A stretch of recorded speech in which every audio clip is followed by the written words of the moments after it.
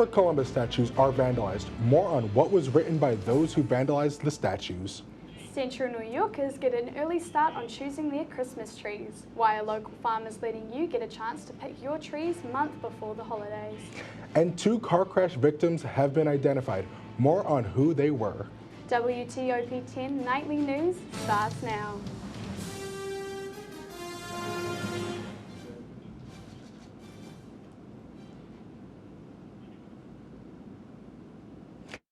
Good evening and welcome to WTOP 10 Nightly News. I'm Joseph Vanderwag. And I'm Maddie Hewitt. Covered from head to toe in red paint, the Christopher Columbus statue outside Coit Tower in San Francisco drew some unwanted attention. Hundreds made their way to the top of the hill to see the Blue Angels grace the skies upon their arrival, but couldn't believe the view. The vandalism took place sometime overnight and originally included writing that read, "Kill all colonizers."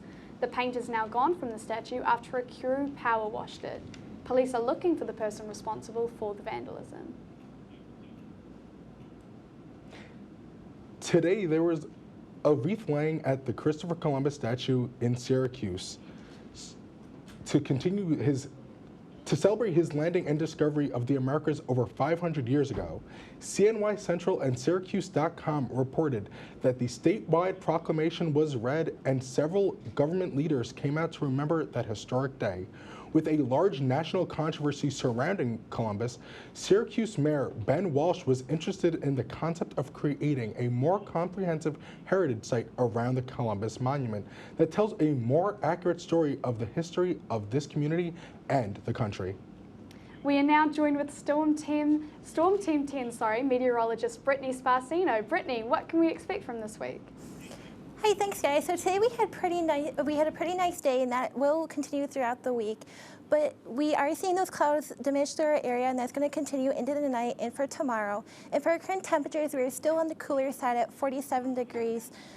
We are going to be seeing those cooler conditions throughout the week, but I'll have my full forecast coming up after the break. But for now, I'm going to throw it back to you guys at the desk.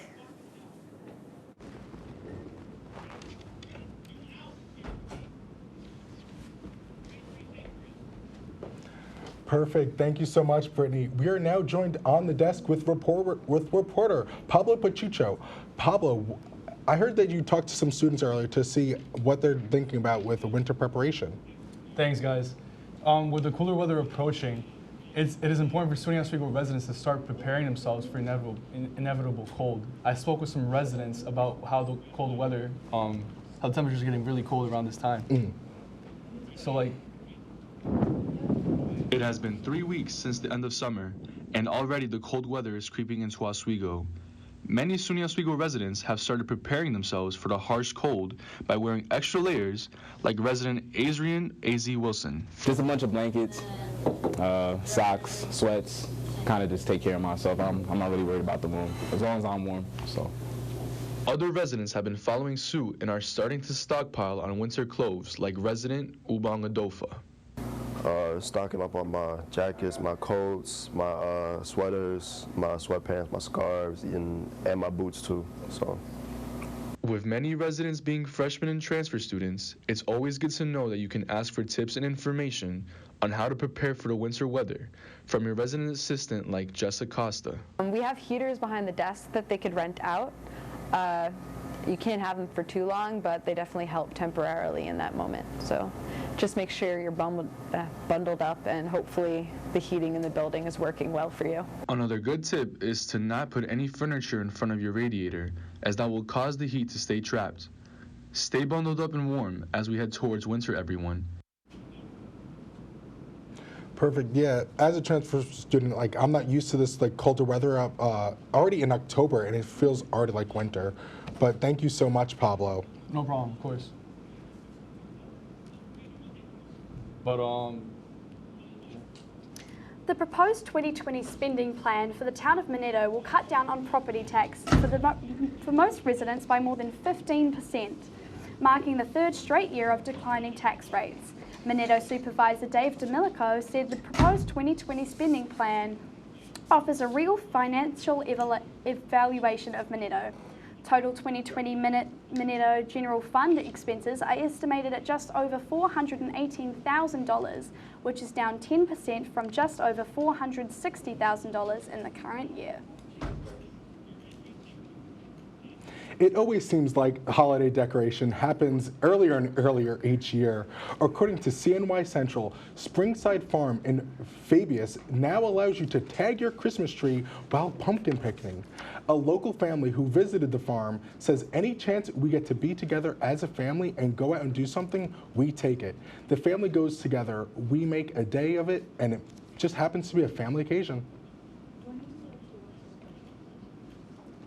Fans of the athletics program at Syracuse University will be pleased to hear that construction at the Dome is set to continue on for the next few months. Facilities Director Pete Salas confirms 100% of the construction's current focus is on the Dome's new roof and the running project is on schedule. Salas says interior improvements are set to begin in March and will include revamped restrooms, concession stands and added air conditioning. Onondaga County Comptroller Matt Beadle admits he was wrong after briefing a local Republican Party official about an investigation into a Democratic Elections Commissioner before making the findings public. Last month, Beadle held a news conference and accused Dustin Zarni of driving for Lyft and Uber during county work hours. Beadle says it was a mistake to brief Republican County Chairman Tom Daley on the findings a few days before telling the public.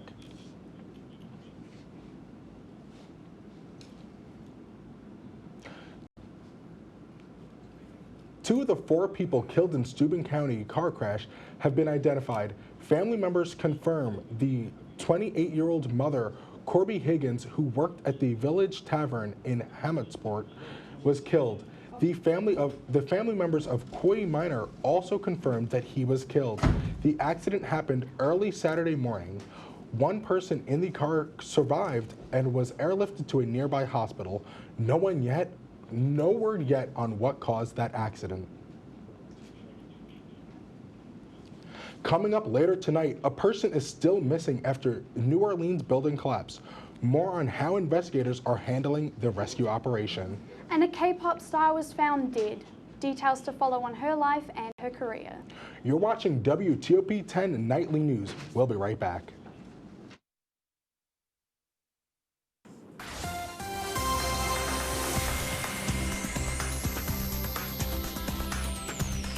Hello and welcome back from the break. I'm your Storm Team 10 meteorologist, Brittany Sparacino. Today we hit a high of 59 degrees, which is a bit chilly for this time of year, because our average is 61 degrees, but we are not getting anywhere near that record high of 85 degrees.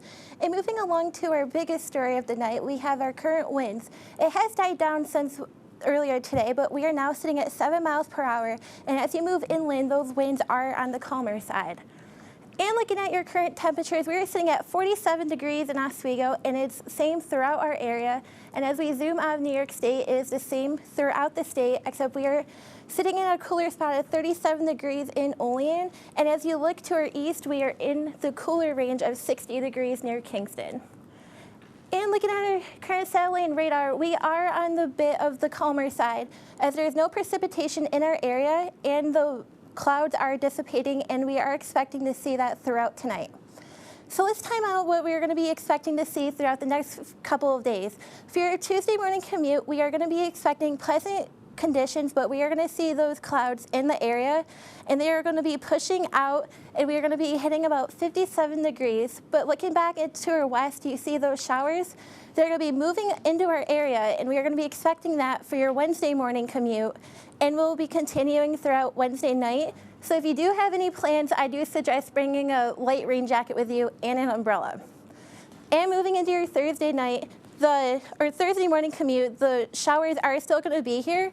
And if you look into our north, you do see that mixed precipitation, but we are not going to be seeing that in our area. So let's take a recap for tonight. We are going to be seeing mostly cloudy conditions with a low of 41 degrees. And for tomorrow, we're going to be seeing a high of 56 degrees, and we're going to be mostly sunny. So we are going to have a very pleasant day. As we move ahead to your 7-day forecast, we are going to be seeing those rainy conditions for your Wednesday and Thursday, but they are going to be moving throughout our area and moving out for your Friday, Saturday, and Sunday. So you are going to have a very pleasant weekend. Coming up after the break, more news and sports. You're watching WTOP 10 Nightly News. Welcome back to WTOP 10 Nightly News.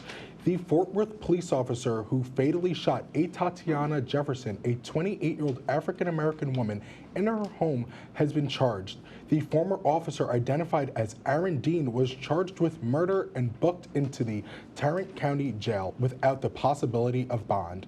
This comes after the Fort Worth Police Department had presented a preliminary case to the FBI to review the officer's actions for possible civil rights violations. Dean was hired in August 2017 and commissioned as a licensed officer in April 2018. A California woman says she was shocked to learn that the baby she thought that died at birth was alive and was now reaching out. Mary Edinger reports on the reunion the mother hoped for but never thought was possible.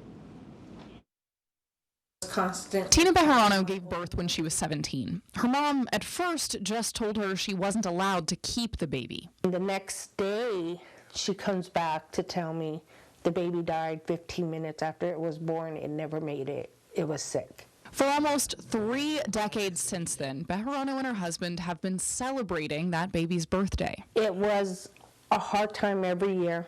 She would go into major depression. I would get about a week or two. Depressed. I would cry all the time. Last year, ages since giving up hope that baby might somehow be alive, she got an email. I think we need to talk. It says we're related, and it says you're my mom. Her long-lost kid, Kristen, is 29 years old, living in New Jersey with a wife and a baby.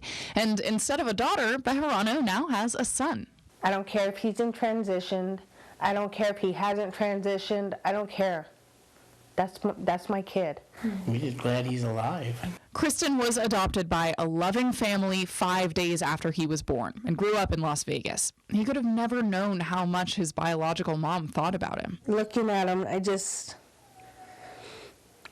makes me want to cry. He sends us pictures almost on a daily basis of him and the baby. We've been communicating with Kristen for a few months now, and he calls me dad. I call him son. We text him. I text him every morning.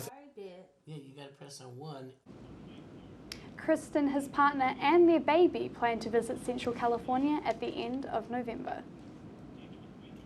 Rescuers resumed searching for a worker trapped in rubble after a deadly construction collapse in New Orleans.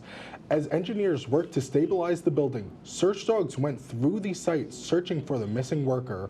2 people were killed in Saturday's collapse, and at least 30 people were hospitalized. Authorities say only 1 person injured has been discharged from the hospital.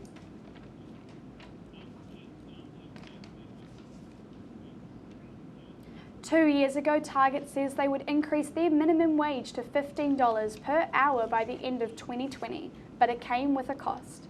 Workers say their hours were being cut in half without a valid reason, causing them to fall behind on bills and insurance payments.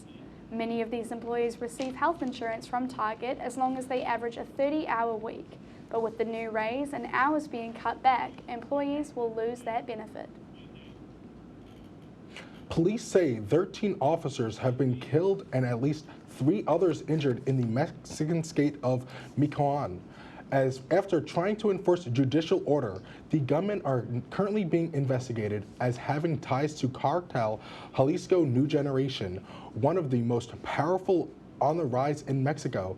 This is not the only violence that the state has experienced. From 2006 to 2012, the war on drug cartels consumed all of society. Governor Salvino Aureoles says the ambush will not go unpunished. Actress and former K-pop band member of FX, Sully, was found dead at age 25 at her home in Seongnam. Sully's manager says she found her while going to check on her after she didn't answer her phone. Police say there was no note or footage linking a suspect to the intrusion or foul play. Although fans of Sully say recent online hate had significantly affected her, officers say they will begin an investigation immediately. Just 1 week to go before voters in Canada head to the polls. Candidates are busy making their final push for votes, but none of the parties are projected to win a majority of the seats. Omar Secheda reports. With his family beside him, Justin Trudeau campaigned in southern Ontario, where he was repeatedly asked whether he would form a coalition with the New Democrats if he failed to win a majority of seats. My focus is on electing a progressive government and stopping conservative cuts. The Liberal leader refused to answer the question directly. I think it's very clear to Canadians what happened under Stephen Harper when we had a strong NDP and when we had a strong bloc. The progressive opposition couldn't prevent Stephen Harper's cuts. Yesterday, the NDP leader opened up the possibility of an alliance with the Liberals. Oh, absolutely, because we're not going to support a conservative government. We're going to fight a conservative government. Hey, man, what's up? Hey, buddy. What's up, man? Today, Jagmeet Singh, campaigning in BC's Lower Mainland, walked that back. That was not my position. My position is this. Canadians, what they can do right now, vote New Democrat, and you'll have someone on your side fighting for you. The Conservative leader, meanwhile, was in Winnipeg, where he was criticized for campaigning in the city, which is under a state of emergency following a weekend snowstorm. If Andrew Scheer wants to campaign, he should help us. He should be standing here helping us. This woman is one of thousands forced to leave her First Nation reserve. Scheer was asked whether it was an appropriate time to be canvassing for votes. We're certainly setting our best wishes. Our hearts are going out to those people who are affected by the storm. Many Canadians aren't waiting until October 21st to cast their ballots. Already more than 2 million have voted in the first 2 days of advanced polling, which began on Friday. Omar Sechedina, CTV News, Toronto. The 2019 Canadian federal election is scheduled to take place on October 21st. Coming up in sports, Ben Gramado. Ben, can you give us a quick preview?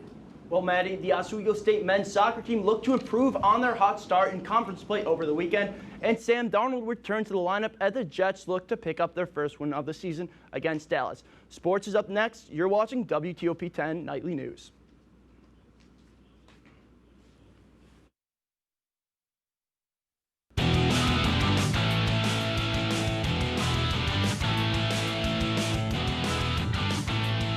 Welcome back to WTOP 10 Nightly News. I'm Ben Gramado with your sports update.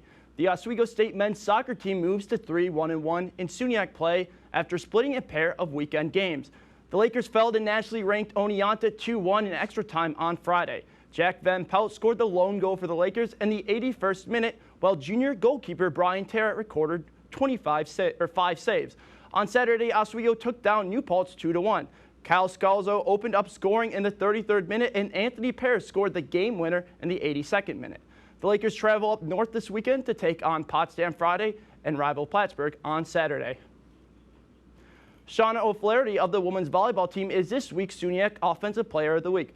Flaherty led the team to 3-0 on the week, including the team's first victory against Nazareth College in over 20 years. She recorded 13 kills and 11 digs against the Golden Flyers, while hitting .519 from the floor against Plattsburgh and putting up 14 kills in a narrow 5-set win against Potsdam. The Lakers return to action at Buffalo State Friday at 3 p.m. The Buffalo Sabres continue their scorching hot start to the season after shutting out the Dallas Stars 4-0 earlier today. Rookie forward Victor Olofsson sets an NHL record after becoming the first player ever to score their first 7 career goals on the power play. Sam Reinhart, Jeff Skinner, and Marcus Johansson each added goals as well, and Carter Hutton recorded 25 saves. With the win, the Sabres improved to 5-0-1 on the season for their best start since the 2018-09 season, and they stand alone on top of the NHL standings with 11 points on the season. Moving over to the Diamond, the ALCS is tied 1-1 heading back to the Bronx. The Yankees take Game 1 of the Series 7-0 after a 5 RBI performance from Gleyber Torres. Houston responds with a 3-2 win in extras after Carlos Correa takes the first pitch of the 11th deep to send the series back to New York for Game 3. Garrett Cole will get the start for the Astros, while Luis Severino will start for the Yankees. Game 3 is set for a 4:08 pitch time tomorrow. The Jets were looking to pick up their first win of the season against the struggling Cowboys. Sam Darnold made his return to the lineup after missing the last 3 games with mono or the kissing disease. First quarter now. Le'Veon.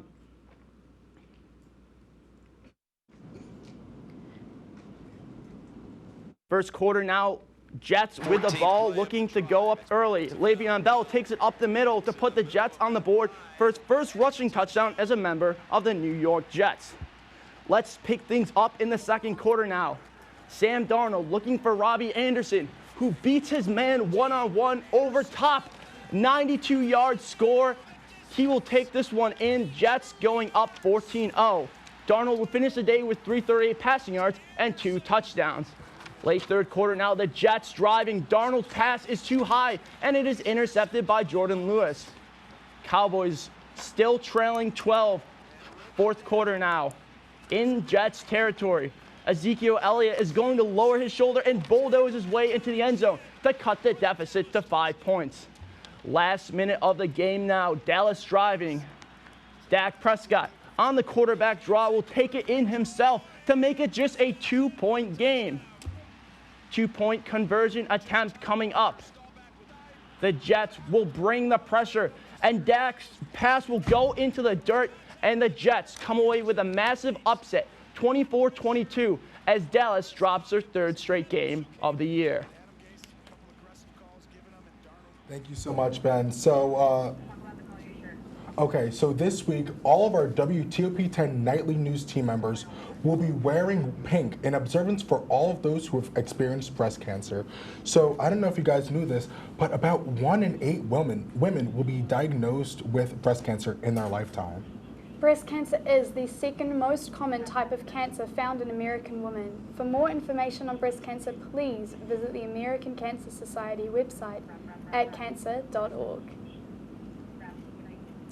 That's our report for tonight. Be sure to stay tuned for Excuse Me What. Thank you for watching. Have a great night, everyone.